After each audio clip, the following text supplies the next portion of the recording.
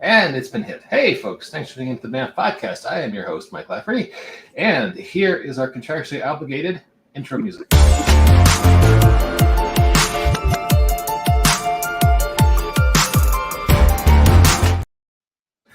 That assures you, gentle listener, that you are now imbibing a quality, high production value podcast, the finest farm-to-table geeky conversation for your ear holes.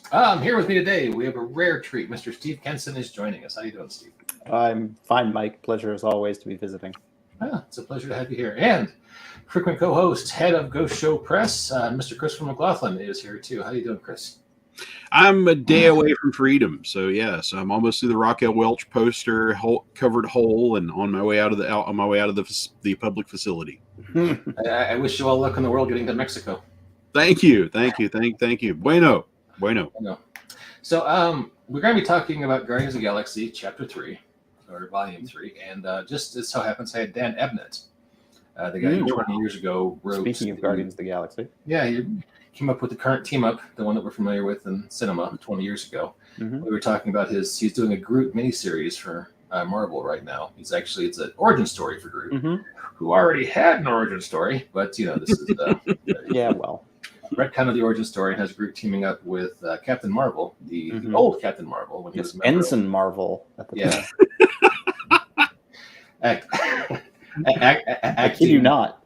I was going to make an acting Lance Corporal joke, but okay, yeah. Ensign Marvel. That's cool. So you read it. Are you liking it? I've read the first issue and it's fun. Okay, cool. Yeah, we talked a bit about that. We talked a lot about Warhammer 40K because that seems to come up whenever you have Dan on. And he was actually a writer for Thomas the Tank Engine for a while. I wanted to know that. The man of many talents. Yeah. Once the podcast was over, the way I do sometimes, I will ask guests questions I won't ask them on the air. And I was like, Dan, do you ever get drunken phone calls from Kevin Feige at 3 in the morning where he's, asking you to fix things? He's like, I can't tell you that. Right. All right. With that context, let's talk about Guardians of the Galaxy 3. How did you guys like it? I mean, overall, it was fun. I enjoyed it. It was a good movie. Sean Rivera says he is wishing us good evening, and he's here for the promised egg salad recipes and it's a space movie. Who promised Sean an egg salad recipe? I think that was you. I dropped a random reference to that in the little plug I put for this on the Go Show page. And God bless Sean for reading that and he's taking me seriously. So. Well, all right. So I was not into this movie based on the trailer. I thought this looks really, really somber. And I'm depressed enough as it is right now. I don't know if I should be seeing this movie. How would you guys answer that question if someone were to say that to you? About the somberness? Yeah. It seemed like a bit of a downer from the trailer to me. I think that one of the few little bits of baling wire and gum that's holding our society together is our love for cute animals. And if you like cute animals, this movie will grab you by the throat and will punch you right in the heart repeatedly. I mean, there are parts of it that it's like if we ever live in the Blade Runner universe where they need to test whether somebody is like really a human. You could who could watch the animal abuse scenes in this movie and come away not feeling anything? That's your replicants. That's the people that aren't really human. That's fair. It's that element of the movie was rough. But I mean, it was also, we knew they were doing Rocket's origin, and Rocket's origin in the comics is similarly, pretty rough. Yes. Yeah. But taken in context though, it's very James Gunn. Everything in James Gunn movies is going to be big and over the top. The jokes are going to be over the top. The action, the violence are going to be over the top. And I'm not surprised that when Gunn went for the heart, he just gave you a hard one right in the aorta there. Yeah. So yeah, it is of a piece of his filmmaking. So no surprises, what I'm hearing. To the extent that it's a surprise, it's the first Marvel movie that's felt like a Marvel movie since there was the third Spider-Man movie and this, and that's been pretty much the only Marvel movies that have felt like Marvel movies since Endgame. Yeah, so it's kind of surprising to see them get back in full good form. Yeah, I don't think Guardians' job was to deliver surprise. I think that it was just the opposite. It was to sort of wrap up their story, and bring it to a nice sort of closing, or at least pausing point in the great engine that is the Marvel Cinematic Universe, so that they could put those characters on hold for the time being. And I think that it did a decent job of doing just that. Okay. And the last Guardians content I saw was the holiday special on Disney Plus, and I, although being a diehard Guardians fan, loved the first two movies, watched them several times, I couldn't get more than about 15-20 minutes into the holiday special. Is this movie a course correction from that, or? No, well, the best part about, honestly, the holiday special was just stupid fun. Well, like, okay, and in the sense that it was both stupid and fun. Yes.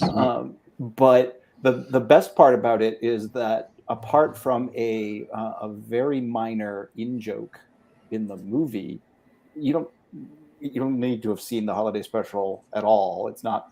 It could be completely ignored as an element of continuity for the movie. It basically it adds nothing in terms of its presence or absence, I think, to the the content of the movie as far as that goes. They let you know they relocated their base if one obsesses over such detail. Right. I mean, it's where they reveal certain elements of Mantis's background, but it's also like they get right into it in the first 10 minutes of the movie, so it's not like you're missing anything. Okay. Well, sometimes it's hard to have a discussion about movies that everyone likes, and it seems like this might be one of those cases where everyone had a good time with this movie. And it was interesting. The thing that struck me the most about Guardians was the disposition of Adam Warlock, who I will admit it comes out better in the end than I had hoped while I was watching the movie. But I had the strongest sensation when I was watching the movie that, just given the nature of the Marvel Cinematic Universe, there's a lot of moving parts going on. There's a lot going on. Marvel is making a ton of content over a really long period of time. And I had the strongest sense that the hook for Adam Warlock was introduced in Guardians 2. The whole setup obviously was, clearly set up for his appearance. And then they sort of ran out of road. And James Gunn got to Guardians 3 and was like, oh shit, Adam Warlock has to be in this movie. Because we promised Adam Warlock. It's set up. There's nowhere else for him to go, because it's connected to the Guardians. So I've got to have him in this movie, because honestly, even the good parts about Adam Warlock in the movie play basically no role in the movie at all. And you could easily cut Adam Warlock out of the entire movie, and his absence would not be at all noticeable. Except, of course, to the fans who were like, but I thought Adam Warlock was going to be in this movie. As far as that goes. So I had the strongest sensation that it was one of those situations where, I, at least, oftentimes, as a creator or a game master, especially when I'm dealing with a campaign or an ongoing property, will drop hooks or story seeds or different things, and then later on I'll figure out what that connects to later, and sometimes that works out and sometimes it doesn't. And I just felt like this was one of those cases of the setup was there, but then they didn't quite stick the landing as far as following through on it. And who knows, maybe there's further plans for Adam Warlock in the MCU. they may do more with the character, any number of things, but it felt kind of not forced, but just sort of like, oh, we really have to throw this in here. Yeah, as long as there have been TV and movies, there have been moments where you can see the production just coming to a screeching halt because of something that the studio head or the producers wanted in way more than the creatives did. I'm thinking in particular of that scene in the Age of Ultron where everything grinds to a halt while Thor takes that premonition bath thing, and Joss Whedon admitted that he was forced to put that in there, and Marvel threatened to cut the Hawkeye's home life scene unless he included that as like, I will, Adam Warlock's presence and all this has always felt like something that seems to mean a whole lot more to Disney than it does to James Gunn. And I mean, not that it would have been improved by portraying him as Space Jesus the way that he's always been in the comics. But I mean, making him a total idiot, it may suggest that perhaps that he was not held in high esteem by our writer director. Perhaps. Yeah. Although I have to admit that I personally found Himbo Adam Warlock very enjoyable, but that's more a personal preference than anything else. Oh, my preference is even stronger. I mean, I one of the very first Jim Starlin interviews I read when he was talking about how his Adam Warlock was his attempt to take down the Catholic Church. And I'm like, whatever problems the Catholic Church has, I mean, how thinking that like, okay, me and my American funny book, we're going to wipe out something. We're going to wipe out the belief of 1 billion adherents. Yeah. And I'm going to keep retelling the same Thanos story over and over and over again until Pope whoever cries uncle. I've always thought that was just the most stupid, spiteful reason to do anything, but hilariously hubristic in its way. And this character being portrayed as a hilariously clueless, hubristic idiot. I think finally somebody may have nailed a Jim Starlin character, even more so than the man himself. Adam Warlock he's not a character I introduce people to. Like if I'm getting my kid in the comics or a friend who, like, I want to know more about him, I don't start with Space Jesus. Well, just like they used to say that, Denny's isn't a place that you go, but so much as a place you end up. I think that also for comic readers, Adam Warlock is not so much a character you seek out, but a character you just end up encountering if you delve into the Marvel universe long enough. He's kind of like D-Man. He's there in the background. He's there in the margins. Occasionally, he's in a book and you read it. But and I'm a big fan of D-Man. But all right. So Sean Vera has a question for us. You'll see on the screen there. Okay, the gentlemen feel that James Gunn has gone out on a high note from the MCU. It seems some directors and characters do not end their time at the MCU well. Overall, I would say more graceful than a high note. I mean, I think that he did a very competent job with Guardians 3. It's a solid movie. It was fun. I think he can be proud of walking away with that. Oh yeah, it's a very much a James Gunn film. It did what you want out of the conclusion of a trilogy. It stuck the landing. You don't want the third one to be the crap one. Right. And so it pulled that off. Honestly, as far as Gunn's participation, the main thing I was thinking is, leaving the theater with that good old Marvel feeling, thinking like, wow, the last man who knows how to make a Marvel movie is now running DC. I was thinking it's going to be 2 years from now. We look back and DC is making entertaining and heartfelt movies, and Marvel is still kind of floundering. It'll be interesting. Indeed. Well, I mean, just personal taste, and again, there's only so much you can judge from a trailer. But when we saw it at Alamo Drafthouse, they preceded it with the Marvels trailer, and it was just, hey, there's 2 hours of my life I can do something else. It did absolutely nothing to make me want to see the movie. I think there's great stories that can be told with all these characters. I just kind of feel like I don't know. It sort of seems like they ran out of gas. Maybe they need to take a break, go on vacation, come back, get their heart back into it. Because I don't think, the original characters are all doing their own thing, but I don't think that there have been times in Marvel where, B-level characters have stepped up. Heck, the MCU was built on B-level characters stepping up. Indeed. So I don't think there's any reason we couldn't do that again. They just have to, I'll just.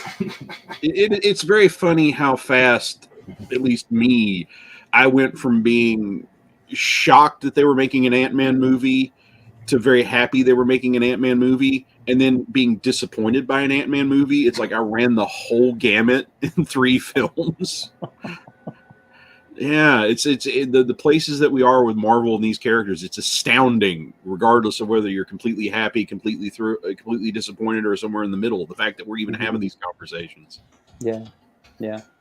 I on the other hand am looking forward to the Marvels movie just because I am just terrible fan of Ms. Marvel, and she's such both the character is fun and the actor is adorable. And just so earnest with that character. It's fun, so I'm looking forward to it for that alone. Well, I'm a lockjaw cameo away from buying like 8 or 9 tickets, so I'm not a hard get here. But I know I wish they could work that in. But for your average moviegoer who's debating whether or not they want to be locked up in a theater for 2 hours with Brie Larson and 2 people from streaming shows that these numbers say they probably didn't watch. Yeah. No. Well, I really wish I'd given Kamala Khan a movie. I understand Disney Plus needs content. You got it. But yeah, I guess she does. Oh, hey, Michael Mendoza. I haven't seen you in a while, sir. Good to see you back in the comments. I can watch Miss Marvel freak out of freaking all that. Right. You will get your chance, apparently. Indeed. The funny thing about Marvel movies for me is the fact that they, and it comes back to the like, why is Adam Warlock in this movie sort of thing, is that the increasing interconnectivity of the MCU is making it increase. It's the crossover problem. Like ever since the beginning of comics, for some reason, comics have become obsessed with crossovers. Crossovers are the bane of all serious writers because they're almost always forced upon them. And it usually is hey, do this crossover issue in the midst of your giant 12-issue arc that you've already got planned, or take a break from your 12-issue arc so that we can do a 3-issue crossover. And then hopefully people will remember what you were doing 4 months later. And I think that it feels like a lot of the post Endgame Marvel movies have been so heavily focused on interweaving this complex continuity, such that everything has to move something, different pieces on the board forward in all sorts of complex ways. And then it's like, oh, and then we also have to build a movie around this. And that tends to, at least in my experience so far, I just wish that there were a few more standalone movies that were just self-contained stories about that character that had nothing to do with the rest of the MCU, and that you didn't have to know what was going on. What the third Ant-Man movie should have been. Agreed. And I think that was the biggest weakness of the third Ant-Man movie is it is a huge continuity crossover movie. And it was especially when the crossover theme is way off the character's normal vibe. Usually Daredevil and Atlantis. Yeah. Fair point. And you can do some interesting stories with sort of fish out of water stories. No pun intended for Atlantis Attack.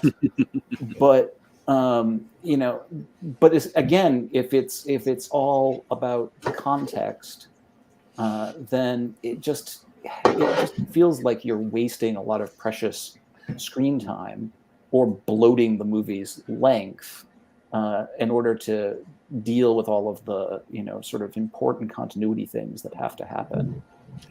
Please join the Watchers, as Michael Mendoza says. Sean Avera says, so Guardians prove that some non-mainstream characters can take off and done right. Sure.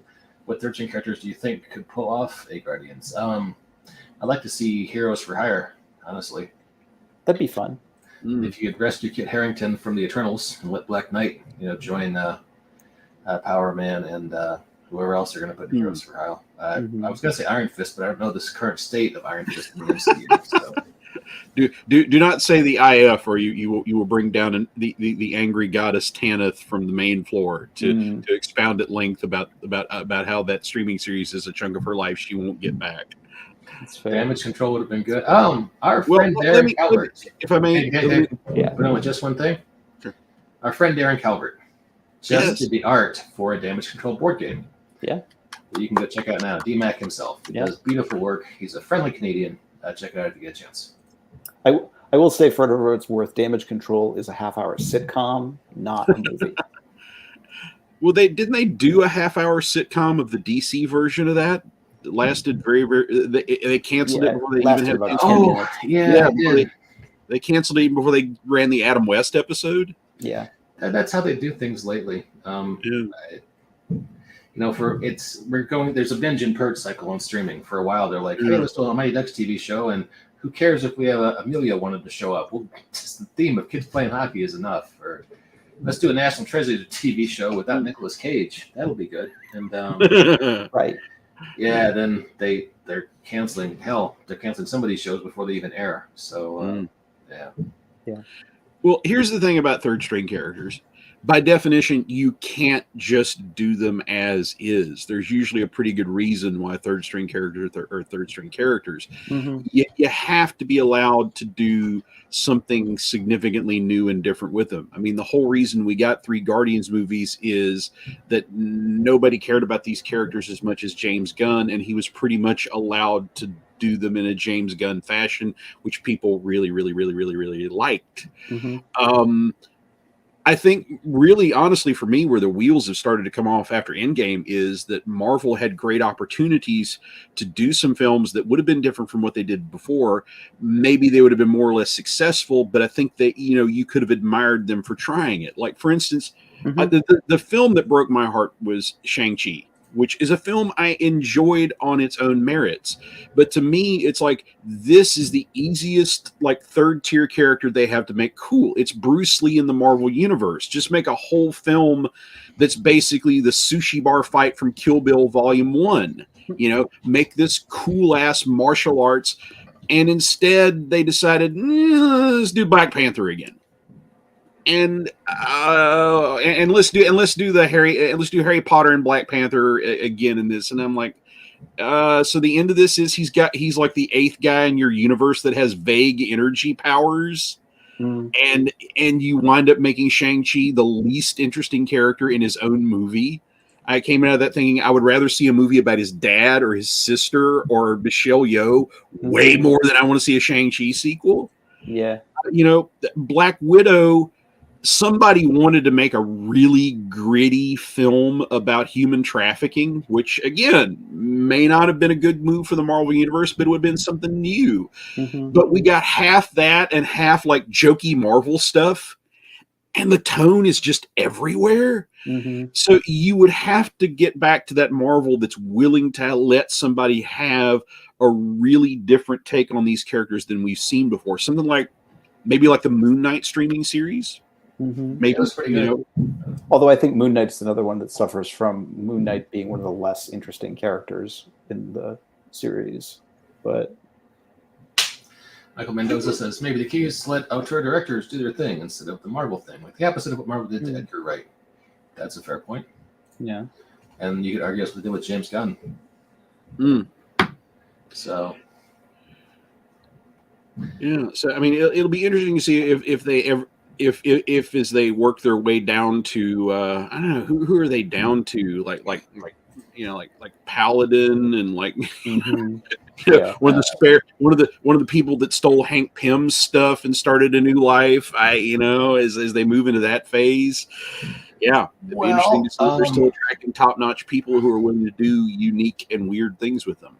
Yeah, I got a feeling that it's going to wind up being just Deadpool movies within the next 5 years. I could be wrong, but I got a feeling that they're going to start introducing they've already confirmed, And of course, these things change. That you're going to get some of the original Famke Janssen, Halle Berry, and who was the guy, James Marsden, who played Cyclops. At least doing cameos in the next Daredevil movie. Cyclops, the Larry Fine of the X-Men. Yeah. I don't know. We might have a whole really series add of anything, but you'd miss him if he was gone. Daredevil and Friends. Part Right. 5. It could be the next, Fast and Furious franchise. But I don't know. I'm just talking. I will say speaking of original Marvel things, the sleeper thing for folks who haven't seen it is Werewolf by Night, which was far better than it deserves to be. And was surprisingly daring in its cinematography and its writing, and was a lot of fun. Yeah, there's a lot of '90s characters. The New Warriors, Sleepwalker, various other ones I'm forgetting right now who haven't really ever gotten any history. Hell, the whole Nova Corps. That's not a '90s thing. That's going much further back, but yeah. There's a lot of things they could do there. Unfortunately, basically, at least in my experience, 90s characters are largely sort of memory hold at this point. And as long as Marvel is working on setting up Young Avengers, which obviously they are, there will never be a New Warriors project. It would be nice if they did do that, because why are they going to do another completely unrelated group of teen heroes who seem even more dated? As far as that goes, it's the same issue that DC has with Young Justice. In that things have moved along. There's a new generation of young superheroes who are post the Teen Titans, who are now actually related to their heroic legacy mentors. So who cares about Young Justice? Nobody's going to do anything with them, and DC has literally had to wedge them back into their continuity in a oops, we forgot about them fashion, and they were literally in some other dimension, and now they're back, I guess. Oh, hey, if I wanted to try and bring the fun of Guardians of the Galaxy to my Icons role-playing experience, Steve, what would be the best way I could do that? And is it a book called C is for Cosmic? Well, it's not a book. It's an article. It's part of a book. But yeah, that's definitely some material you could play around with. There's a bunch of articles in Icons A to Z, aliens, cosmic, and the like that you could definitely use for that. Folks could definitely take the Great Game source book, and take that sort of setting as a context for a Guardians of the Galaxy style game. I am flattered you even remember that. Thank you, sir. Yeah, absolutely. And if you enjoy Steve Kenson's thoughts on role-playing and superheroes and icons, patreon.com/Steve Kenson. Yep, you can get that stuff on a monthly basis directly to your eye holes. Yeah. In fact, I'm doing part 2 of another big article on aliens this month in June. So sweet. So check that out. Fits into our theme perfectly. Everything makes a circle. Exactly. Hey, well, before we completely abandon Guardians, there is one thing about the film I would feel very, very, very badly if we didn't mention, and that is the gentleman who played the High Evolutionary. And God love him. I respect him too much for my rural Virginia tongue to attempt his name. I'm sure that I would come out with something that would embarrass me and hurt him. But the way that he was able to channel his inner Tim Curry and be, eminently booable and hissable and hateable and still have his own style to it, I mean, that, just, came in and did everything, he was worthy of the legendary Batman 66 special guest villain title. Just come in, have some fun, shoot some scenery for an hour, and you have done the Lord's work, man. Yeah. And I totally get all this talk about like retroactively making him the new Kang. The character survived the movie, and if Marvel wants to do more with him, I enjoyed the actor very much, and they could certainly do worse as far as their remaining villain pool goes. Yeah, He did an excellent job with a really, honestly, kind of vile character. So, oh yeah, And Sean Vera called out, if you want to hear about sci-fi, you should check out Subversive Sci-Fi edited by our good friend Chris McGlothlin right there, holding up the book.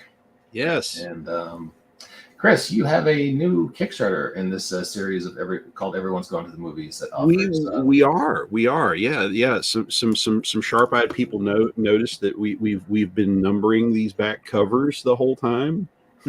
So yes, number 3 in our series. Everyone's Gone to the Movies. We're gonna try to launch July 5th. Give everybody time to sober up from the Independence Day weekend. And we're doing an idea that, God bless him, one of the dearest souls you will ever meet in this or any other plane of existence, Lucian Solbon, pitched me an idea of doing a book called Fantastic Flops. So we're all picking a movie that either failed with audiences or critics or both, and we're going to argue about why you should go see it. Why it's still worth your time, despite something that would obviously put people off of it. And we've got so much good stuff in there. Just to give you sneak previews, the one and only Jason Walters is tackling Battlefield Earth. And I'm like everybody else. I want to know what possible argument there could be for seeing Battlefield Earth. I guess the most special thing to me is on December 19th, I got an email from Darren Watts. And Darren sent me a pitch for an off-the-wall movie, and it's the last conversation that we had before his untimely passing. So, I'm going to write about that movie and my friendship with Darren, and I've been in contact with Darren's lovely wife Diane, who is just a great human being, and I'm when we fund, I'm donating Darren's writer fee to Darren's 2 favorite charities. He wanted to support the Comic Book Defense Fund and food bank back in his hometown. So I'm really looking forward to the opportunity to honor a great friend and do some good as we go. And that's great you're able to do that. Thank you. He's still so missed. Yeah. And I just, anything I can do to keep his memory going. So interesting, amusing, and insightful movie critiques coming your way. July 5th Kickstarter will launch. We'll be talking all about it here. One of our many family of podcasts is the Ghost Show Press. We'll be back, and we're covering everything from Plan 9 from Outer Space to Morbius. So lots of good stuff in there. Is that the Jared Leto film? Is that what we're talking about? Yes. Interesting, sir. Interesting. Yes. Yeah, I'm actually surprised it wasn't subtitled a Jared Leto film. Jared Leto joint. All right. Oh. Sean Barron wants to make sure you have a backer level crafted for high rollers like him. They always say market yourself, during these, and everybody jokes me like you should put up like a dinner with Professor McGee, and I'm thinking I should put like not avoid me. Like, tell me what restaurant you're going to be at, and I won't go there. I promise. Just in exchange for this donation. But, right. It'd be nice if it was a telemeal. You could like do a Zoom. I'll have a cheeseburger with you on Zoom. There we go. It's much less social pressure. You're talking to the screen. They're talking to the screen. Coordinate meals ahead of time. Are you having Kraft mac and cheese? Well, me too, buddy. Right. Chris, maybe we should do we should do a Substack newsletter where we talk about our stuff. Promote Everyone's Gone to the Movies. There you go. Just an idea. That would be like monthly or weekly content. I'm not sure how we could do that, but there's got to be a way, right? It's an interesting idea, but it alternates between too busy to actually write these things and panicking over why manuscript is late. Right. Well, we could just do monthly Zoom dinners on the podcast and invite everyone to bring, call it a Zoom potluck. I'm not even drinking. I don't know where we can work the egg salad recipes back into it. Right. It all squares.